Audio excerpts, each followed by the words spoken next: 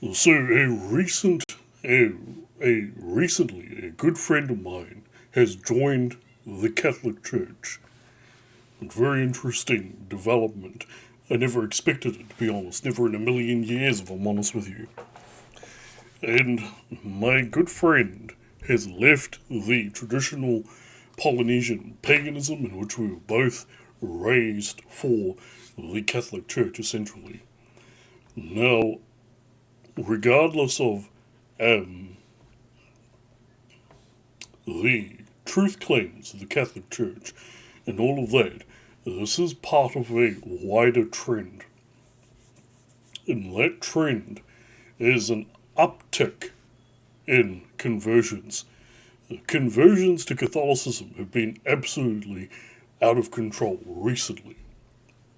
All over the world, too, not just in the US and not just in New Zealand. So, the conversion rate has been absolutely phenomenal. And my good friend is part of that trend, that worldwide sort of trend that's happening. So, why is this? Well, I would argue that there's a number of factors behind this, but regardless of those particular factors, I personally would argue that it's actually a good thing what's happening, and that actually we should encourage this. We need more people, particularly atomized men, to join the Catholic Church. And I say this as someone who is very comfortable living within the traditional paganism in which I was raised. Why do I say this? 2 points. My first point is this. Modern men in particular, people everywhere, but modern men, atomized modern men, particularly cisgendered heterosexual men, feel psychologically fragmented and lost, atomized. And joining the Catholic Church can restore structure, meaning, and identity, especially when understood through, this is my argument, the psychoanalytic ideas of Martha Jacques Lacan. So, what do I mean by this? So, first off, we need to get into what I mean by the atomized man. Okay, so this is what I would say.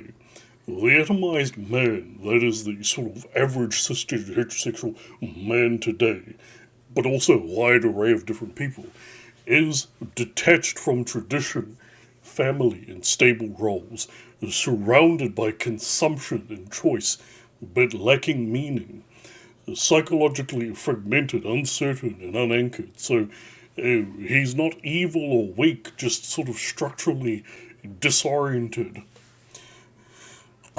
And so this is what I would refer to as atomization. So the Lacanian framework would be that humans are divided beings.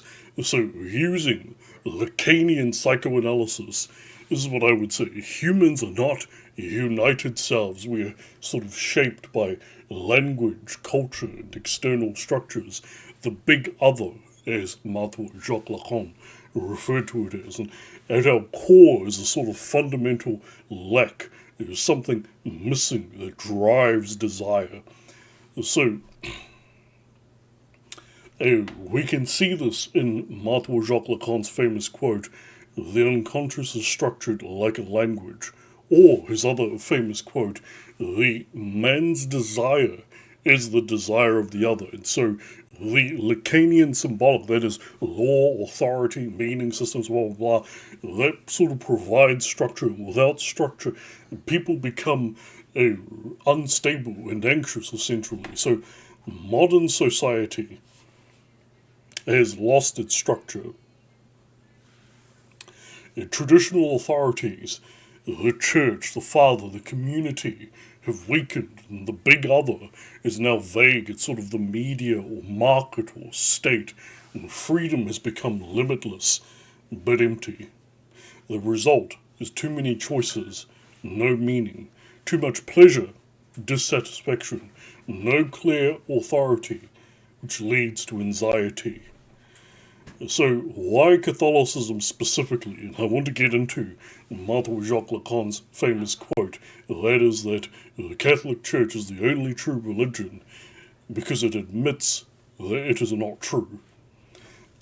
Again, this is an inversion, sort of the classic of continental philosophy. So, why Catholicism specifically? So, the Catholic Church provides the symbolic structure modern men lack.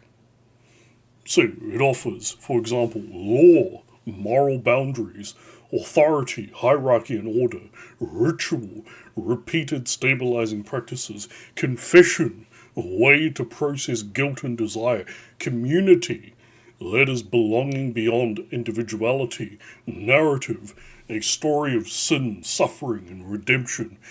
And so that is what mirrors what essentially psychoanalysis, particularly Lacanian psychoanalysis, tries to do, but at a societal level. And so, the key thing is confession and psychoanalysis. A big insight would be that in therapy you speak, meaning emerges, and the psyche reorganizes. In confession you speak, guilt is structured, and your soul is restored. So, another thing is that limits in life are necessary when you think about it. Limits are not oppressive, they're necessary. So, true freedom means no constraints. And without limits, we have anxiety and excess, what Martin Jacques Lacan called jouissance. Again, structure enables meaningful desire. So Catholicism doesn't eliminate desire, rather it shapes and disciplines it. And if we look at masculinity in particular, and it also, what we see is men especially need hierarchy, responsibility, symbolic fatherhood structures. Modern life reduces men to consumers, workers, isolated individuals. The church offers roles, service, leadership, discipline, non-economic identity, and continuity across time. The suffering and meaning. This is another thing. Human beings want to have meaning to their suffering. Catholicism provides that. So modern culture avoids suffering, whereas Catholicism gives suffering meaning via sacrifice, that is Christ, redemption, and so on and so forth. So instead of suffering is pointless, the Catholicism says the suffering can be meaningful. And so modern men don't need more freedom or stimulation. By God, we don't need more of that. Rather, they need structure, limits, and the Lacanian symbolic. Catholicism is one of the last systems capable of providing that structure in a psychologically coherent way. Basically, what I'm providing is an argument that Catholicism functions as a psychological and symbolic solution to the fragmentation of modern male identity, especially when viewed through Lacanian theory. That is essentially what I'm arguing. So, this is how I would put it. For those of you that are atomized, you're without a church, without a tribe, and so on and so forth, join the Catholic Church. That is my advice. Join it for two reasons. Number one, join because it's good for your health, essentially. And number two, seriously consider the truth claims of the Catholic Church. Don't just dismiss it as gobbledygook, poppycock nonsense that is just, primitive superstition, essentially, is what I would argue. Join it and seriously consider the truth claims, because they are not the straight up BS that you may have been led to otherwise believe.